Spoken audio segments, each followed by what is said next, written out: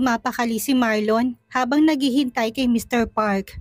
Dala ang magandang balita na sigurado siyang magugustuhan nito. Boss, nariyan na si Mr. Park, imporma ni Bogart sa amo. Tumayo si Marlon para salubungin ng kasosyo. Mr. Park, nagkita rin tayo pagkatapos ng ilang buwan. Ngumisi ang Koreanong matanda. Ikaw tawag, ibig sabihin may magandang balita ka sasabihin. Ano yun? Mas lalong lumaki ang ngisi sa labi ni Marlon. Matutuloy ng pagiging magbalain natin. Nakita ko ng anak ko. Matutuloy ng kasal na matagal na nating plano para sa anak natin. Hindi ba't magandang balita? Nagliwanag ang muka ni Mr. Park. Magandang balita nga Marlon. Lalo titibay negosyo natin. Lalawak kapangyarihan natin. Sumenya sa matanda upang tumawag ng waiter. Dalan kami malamig na alat. Dahil kami ngayon magse-celebrate, balai ko. Bulot pa nitong utos. Tuwang-tuwa si Marlon dahil may isa sa katuparan na niya ang matagal na niyang plano. Hindi na nito binanggit kay Mr. Park ang tungkol sa kasal ng anak kay Jovito dahil siguradong babahag ang buntot nito sa takot. Iyon ang kinainggit ng loob ni Marlon. Hanggang ngayon, hindi nito makuha ang kapangyarihan na nais sa kabila ng ilang taon na pagtayo at pagpapalakas ng kapangyarihan. Mahina pa rin siya kumpara sa mga De La Cuesta. Kilala at mayaman ang pamilya ni Mr. Park kaya sa oras na makasal, si Camila dito ay lalawak ang kapangyarihan niya. Ang balak ni Marlon ipapakasal ang kanyang anak na si Camila gamit ang kanyang apelyido at hindi ang apelyido ng kanyang asawa. Napangisi si Marlon. Madali lang gawa ng paraan ang mga papeles. Katulad ng ama ni Jovito ay paikutin na muna nito si Mr. Park bago paslangin. Kailan mo ipapakilalang anak mo sa anak ko? Kailangan nating mapakasal agad sila para maabutan ko pang apo ko bago ako mamatay. Bukas na bukas din, papupuntahin ko anak ko sa inyo para makilalang mapapangasawa niya. Wika ni Mr. Park. Katulad ni Marlon ay gusto rin itong lumawak ang sakop ng kapangyarihan ng kanilang pamilya. Hindi lamang sa Korea, kundi sa iba't ibang panig ng mundo. Sinadya talaga ng matandang Koreano na mag-anak ng marami para marami din ang pamilyang magagamit nila para sa nais nilang makamit. Nag-inuman ang dalawang matanda at ang mga tauhan nito bilang celebration sa kanilang nalalapit na pagiging magbalae. Sumimsim ng alak si Luis sa gilid habang lihim na nakatingin sa dalawang matanda. Sarado ng buong club dahil inupahan to ni Marlon. Tsk! Napailing na lang ang binata. Hindi malang napansin ng mga tauhan nila Marlon at Park na hindi siya kasali sa grupo ng mga ito. Dahil katulad ng mga amo ay mas pinagtutuunan ng pansin ng mga ito ang pagliliwaliw kasama ng alak at mga babae. Lihim na sumenya si Luis sa babaeng dumaan. Halos wala na itong maitago ng balat sa katawan na siyang pinasadya ng binata para magawa ang plano nila. Agad na sinunggaban ng matandang Koreano ang babae. Nandidiri ang babae dahil sa mabahong laway ng matanda ay nagtiis ito dahil malaking perang ibabayad sa kanya sa oras na magawa niyang trabaho. Ikaw bango-bango mo, kaya gusto ko balik dito sa Pilipinas matalap at mabango mga babae. Pinakpak muli ni Mr. Park ang kawawang babae. Sige lang balae, magpakasaya ka at magpakasarap ka lang. Hindi naman bawal tumikim ng ibang putahe, lalo na kung masarap naman talaga. Buisit ang tanga mo. Manghang nasita ni Marlon sa waitress. Sinadyang itapon ng isang pitchel ng alak dito. Dahil abala ang mga tauhan nito sa paglunay sa kasiyahan ay hindi na mga ito nakitang mabilis na kamay ng babae na kumuha ng cellphone ni Marlon. Pasensya na po sir. Ano ba kailangan kong gawin para mapatawad mo ko? Wika ng babae matapos sipain ang cellphone ni Marlon papunta sa sulok ng upuan na siyang dinampot naman ng isa rin sa inutusan ni Luis. Kunwari naglilinis to pero ang pinakautos ng binata ay tapat ang cellphone sa isang light reader device kung saan kaya nitong i-trace ang sinumang nasa contact list. Nakangising hinatak ni Marlon ang babae at hinubaran. Gusto kong paligayahin mo ko bilang parusa. O siya, gawin mo ng trabaho mo. Alipin kita ngayong gabi. 10 minutong kailangan para makuha ng device ang nasa contact list. Hoy, kanina ka pa dyan. Lumayas ka na. Utos ni Marlon sa naglilinis na mapansin kanina pa ito nagpupunas. Naalarma ang babae na nakakalong kay Marlon, kaya kagad naman itong piniligay ng babae para mato ng atensyon nito sa kanya. Ah, ganyan nga. Hindi naman siya kahit waitress ka lang, magaling ka pala. Mabilis na umalis ang babae. Gusto man itong magtagal ay hindi na maari dahil baka makahalata ang dalawang matanda. Yun din naman ang bilin ni Luis dito. Huwag pilitin dahil mapanganib. Napangising binata na makuha ang kailangan niya. Hindi man itong buong contact list ni Marlon ay malaking tulong na to para malaman nila kung sino pang traidor sa tauhan nila. Samantala, panay ang tulo ng luha ni Miss Tatiana habang nakatingin sa mga libingan ng mga katulad niyang tauhan ng pamilya de la Cuesta. Karamihan sa mga nasawi ay ang mga tauhang hindi marunong gumamit ng armas o baril, katulad nila Kent. Tumahan ka na, Tatiana. Wala na tayong magagawa pa. Masyado ako naging kampanteng hindi magtatraidor ang anak ni Jaime sa pamilya namin.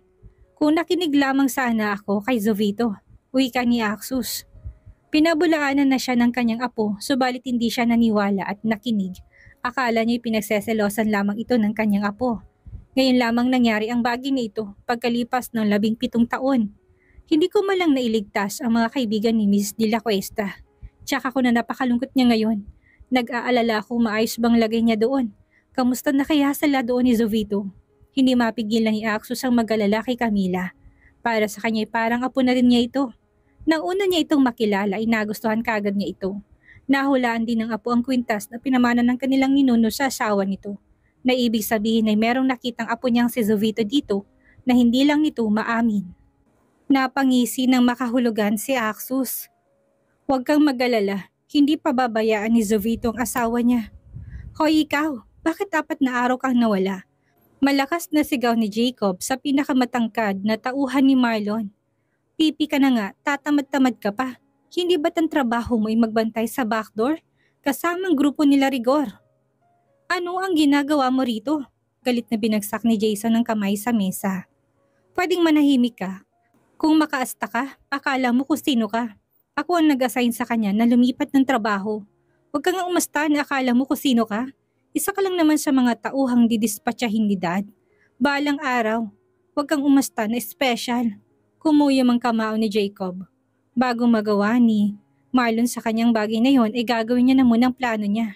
Isip-isip nito. Halika rito kulugo, tawag ni Jason sa lalaki.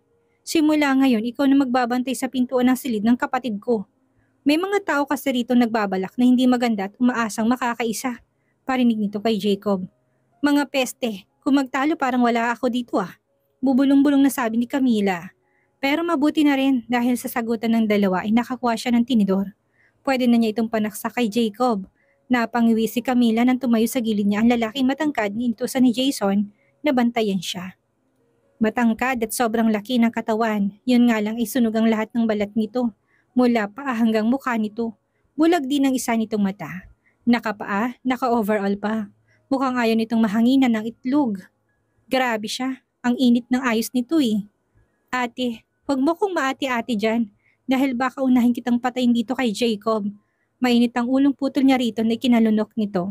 Binaril nito ang asawa niya. Ibig sabihin ay wala itong takot at masamang tao ito. Pero kung lumunok ito ngayon ay parang natatakot. Saka ang galang nito sa kanya. Mapagpanggap. Kahapon hindi siya nakakain ng maayos. Ngayong tanghali na wala pa rin siyang gana. Sa totoo lang ay nangihina siya. Marahil dahil sa gutom at uhaw. Pero hindi niya magawang kumain. Sa tuwing titingin si Camila sa pagkain ay naalala niyang asawa niya. Camila, saan ka pupunta? Hindi ka pa tapos kumain. Pwede ba Jacob? Huwag kang umasta na mabutit nag-aalala. Nakakasira lalo ng mood. Aniya bago iniwan ang dalawa. Nagpupuyos ang loob ni Camila sa galit dahil bago umalis ang Marlon na yon kanina ay sinabi nito na darating anumang oras ang anak ng kasosyo nito. Hindi maganda ang kutob ni Camila sa sinabi ng matandang kamukha ni Kokey na yon. May hinala siya na hindi basta pagbisita ang ipinunta nito. Ngumiti ka sa kanya at maging mabait. Sumunod ka kung ayaw mo saktan kong nanay mo. Yun ang bili ni Marlon sa kanya. Napahinto si Camila sa paglalakad at masamang tinignan ang matangkad na lalaking nakasunod sa kanya. Ano ba? Lumayo-layo ka nga sa akin? Sobrang lapit mo. Sikmat niya rito. Paano bumubunggo na ang balikat niya sa braso nito? Natigilan si Camila na mapatingin sa isa nitong mata. Napakaitim ng kulay ng mata nito. Matiimang titig. Teka, bakit parang pamilyar? Pumikit si Camila at sininghot ng lalaki sa bandang kilikili. Hoy Kulugo, simula ngayon mag-spray ka ng suka sa katawan, lalo na sa bandang kilikili mo. Nag-sign language to kaya napakamot siya sa kilay. Oo nga pala, narinig niya kanina na hindi ito marunong magsalita dahil pipi ito. Tinatanong mo ba ako kung bakit? Tango ka lang, oo. Huwag ka na mag-sign language dahil hindi ako marunong. Tumango ang lalaki. Kaamoy mo kasing asawa ko. Ayaw kong naamoy siya sa ibang lalaki. Kasi kung magiging kaamoy mo siya, lalo ko lang siyang mamimiss. Natigilan si Camila nang gumuhit ang ngiti sa labi nito. Muntik pa siyang mabuwal sa gulat. Paano kahit pilat ang balat nito nang umiti ito'y may pagkakatulad sa asawa niya? Mukhang nasobrahan na siya sa gutom kaya kung ano-ano nang nakikita niya. Baka mamaya o bukas tingin niya na dito si Sovito. Napangiwi si Camila at nangingilabot na tumakbo sa kwarto niya. Sa kasamaang palad ay nagpa-ekis-ekis ang paa niya dahil sa kadenang nakakabit pa sa kanya. Wah! Kakain na ako simula ngayon, ngawa niya. Paano'y nasalo niya nito at tingin niya rito si Sovito na. Mukhang gutom na talaga siya at kung ano-ano nang nakikita niya. Akala niya, katulad ng mga napapanood niya sa mga Korean novela ay gwapo, matangkad at mukhang mabango ang anak na kasosyo ng ama niya. Pero hindi pala. Sobrang pandak ng lalaki. Mukhang hanggang kilikili lang niya ito. Sobrang puti pero mukhang puro an-anang balat. Sa sobrang liit ng mata, hindi siya sigurado kung nakakakita pa ba ito. Parang maliit na butlig lang na tumubong ilong nito sa muka. Tapos ang labi nito'y napakapula pero napakaliit din na parang lollipop lang ang kasya. Hi, my name is Baekhyun Hohe. Ayat ka lang ba? Nag-aalala ang tanong nito nang masamid siya. Ah, ayat lang ako. Natutup niyang bibig, pati siya nabubulol makipag-usap sa lalaking to. Nakakahawa pala maging bulol. Kasasabi lang ni Camila kanina nakakain siya ng marami para hindi na kung ano-anong nakikita niya pero mukhang hindi siya makakakain ng maayos dahil katabi niya si Kulugo. Sumisigit talaga sa kanyang ilong ang natural na amoy nito. Mukha lang itong mabantot dahil sa balat nito pero kung amoy ang usapan ay nakakahalina ang amoy nito. Pinilig niya ang ulo. Ano ba itong naiisip ko? Kastigo ng isip niya.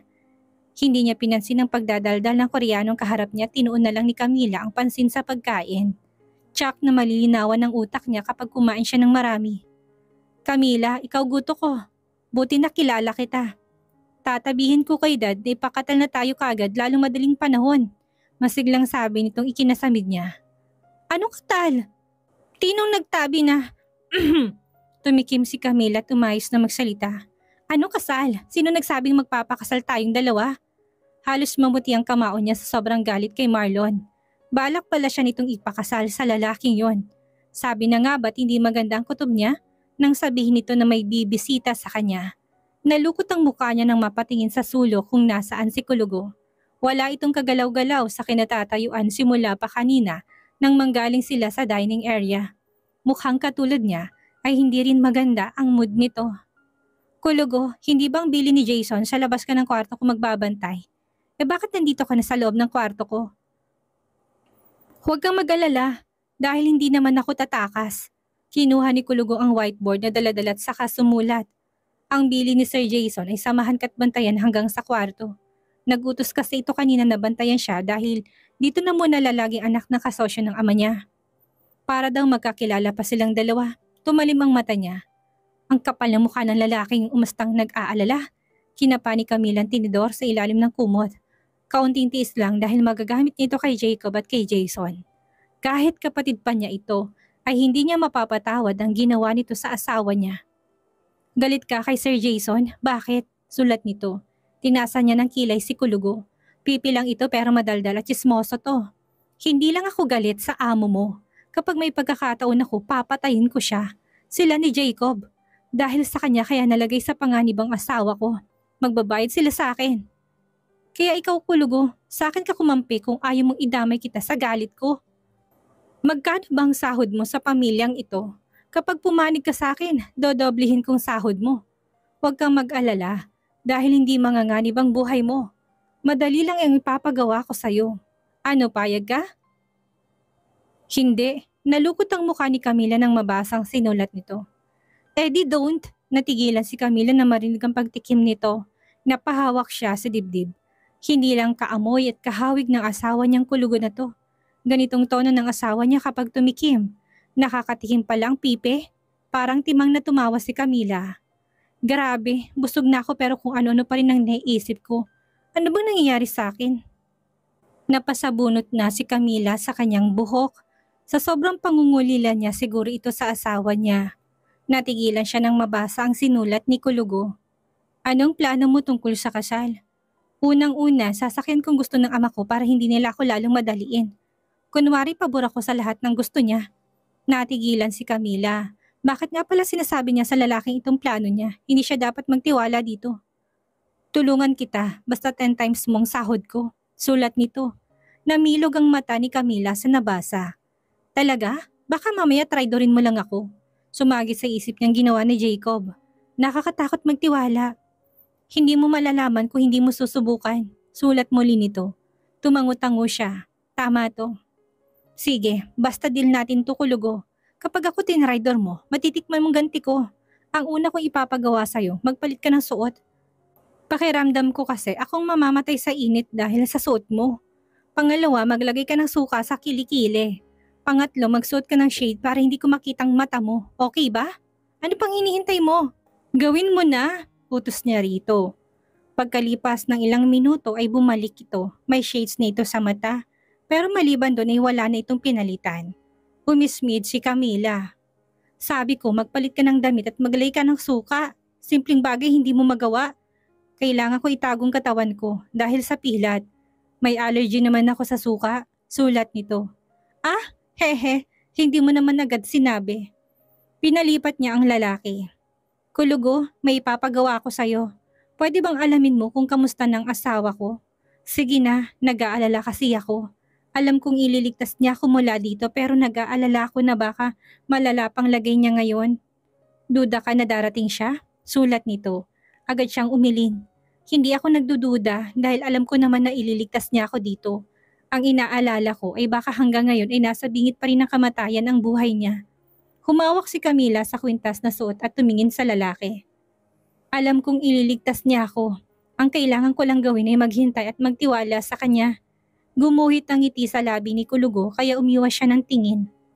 Kulugo, may isa pa akong iuutos. Kapag ngingiti ka, tumalikod ka sa akin. Hindi ko kasi gustong ngiti mo. Basta huwag kang ngingiti sa harap ko. Dahil yun ang utos ko. Naintindihan mo ba? Tumango ito. Maya-maya ay tumalikod to. Teka, ibig sabihin ay ngumiti ito sa sinabi niya? Sumama ang tingin ni Camila nang makita sina Jason at Jacob. Ano pa bang ginagawa ng doktor na ito dito? Araw-araw na lang sira ang araw niya dahil sa mukha ng dalawang ito. Magandang umaga, Camila. Masiglang bati ni Bake. Ang pangalan ng lalaking pakakasalan niya, ang anak ni Mr. Park. Maganda ang ngiti ko. Dahil ikaw ang una kong nakita, ngingiting-ngiting wika ni Bake. Habang nakatingin kay Camila, lihim na napangiwi si Camila. Buti pa ito magandang gising. Samantalang siya napakasama ng umaga niya dahil 3 pesting nakita niya. Tumalima ang mata ni Jacob nang hinawakan pa ng lalaking Koreano ang kamay ni Camila. Nang akmang hahalikan ni Bake ang kamay ni Camila, ay nadula si Kulugo kaya tumamang paa nito sa paa ni Bake, dahilan para madulas din ito. Natutop ni Camila ang labi at nag-aalalang nilapitan ng lalaki. Naku naman, Kulugo, nag-iingat ka dapat. Aniya habang inaalalayan si Bake na tumayo. Ayos ka lang ba, Bake? Kunwari nag-aalalang tanong ni Camila. Kailangan niyang magpakita ng kabaitan sa lalaki para isipin ng ama niya na tanggap niya ang desisyon nito para sa kanya. Natulala si Bake na hawakan ni Camila ang kamay nito. Tanin na hindi ato ote, pero ngayon ote na ako. Swerte ako dati itatasala to tayo. Inis na uminom ng tubig si Jason, kanina pa siya naiinis sa bulon na lalaking to. Kung hindi lang magagalit ang kanyang ama ay sinipa na niya ito pabalik ng Korea. Wala siyang maintindihan masyado sa pinagsasabi nito. Kulugo, magsorry ka sa kanya. Sa laki mong yan dapat nag-iingat ka. Nakita mo naman na parang duwende lang tong si Bake eh. Paano kung mabalian ng buto yan? E di hindi matutuloy ang kasal namin? Lalong kuminang ang mata ni Bake sa sinabi ni Camila. Camila, ano ang duwende? Tanong ni Bake na hindi nila pinansin. Ikakasal, akala ko ba'y ayaw mong ikasal sa ibang lalaki, Camila? Wala pang 1 buwan pero pumayag ka kaagad. Mukhang mali ang pagkakakilala ko sa'yo. Makati ka pala. Gigil na wika ni Jacob. Hindi ito kasama sa plano ng binata. Ang gusto niya ay magmatigas si Camila at humingi ng tulong sa kanya para tumakas. Ang plano niya ay kukunin ulit ang loob nito para isama sa paglayo niya. Napatili si Camila na suntukin ni Jason si Jacob sa mukha. Huwag na wag mong pagsasalitaan ng ganyan ng kapatid ko, ngumisi si Jacob. At bakit hindi? Tama naman ang sinabi ko, Makati ang kapatid mo. Hoy, katong dalawa, turo ni Becky na Jacob at Jason. Wala na kayong karapatan kay Camila dahil akin at siya. Magpapatatal na tami dahil mahal tami ng ita. Hinawakan na Camila ang kamay. Baka hindi niya mapigilan at maglanding ang kanyang kamao sa mukha ni Bake. Matal daw, mahal daw ang isa't isa. Mukhang tinamaan ito sa kanya. Pero mabuti na ito para magawa niyang plano niya. Anong nangyayari dito? Magsitigil kayo, pinapahiya niyo ako sa bisita ko. Galit na singhal ni Marlon na ikinatigil ni Jacob at Jason sa pagtatalo. Nakangising bumaling ang matanda sa anak ni Mr. Park. Nagustuhan mo bang pananatili dito, Bake? Nagustuhan mo bang aking anak ni si Camila? Nang tumango si Bake ay pumalakpak pa si Marlon. Sa tuwa, mabuti naman kung ganon. Ikaw, Camila anak, nakikita kong magaan ang loob mo rito kay Bake. Mukhang tanggap mo ng kapalaran mo. Natutuwa akong makita yan. Mas gagaan ang buhay mo kung tatanggapin mo ang lahat at susunod ka sa akin na iyong ama. Makapangyarihan din ang pamilya nila, Bake, kaya hindi lang akong makikinabang kung hindi maging ikaw din. Kalimutan mo ng walang kwenta mong nakaraan at mabuhay sa kasalukuyan nang sa ganon ay makabangon kang muli. Pinigilan ni Camila ang basagin ang sinabi ng sariling ama. Kalma, Camila, kailangan mo magpanggap na maayos lang ang lahat. Isip-isip niya. Oo, tama ka. Mas mabuti pa nga natanggapin ko na lang ang kapalaran ko. Nawalan na rin naman ako ng pag-asa na darating siya para iligtas ako. Kaya, bakit ko pahihirapan ang sarili ko? Ang mabuhay lang naman ang importante para sa akin. Mabuti naman kung ganun, pero mas makakampante lamang ako kapag kasal na kayong dalawa ni Bake. Ikakasal na kayo sa loob ng 3 buwan. Ano kaya kung magsama na kayo ni Bake sa isang kwarto para makilala niyo lalong isa't isa? Dad! Protesta ni Jason. Tumahimik ka, Jason. Sino ka para pigilan ako? Bagsik ang mukhang wika ni Marlon sa anak. Marlon, mabuti pa itanungin mo muna si Camila. Kung gusto talagang sumunod siya sa mga plano mo. Mabuti na sumunod ka rin sa gusto niya. Sa gagawin mo baka magmatigas siya bigla. Bulong na sulsul ni Jacob kay Marlon. Hindi makakapayag ang binata sa gusto ng ama ni Camila. Matagal niya na itong nagugustuhan kaya ngayong wala na si Mr. Z ay magagawa na ni Jacob ang nais niya. Napaisip ang matanda. Sa bagay, tama ka Jacob. Sa palagay mo Camila, handa ka na bang makasama si Bake sa isang kwarto?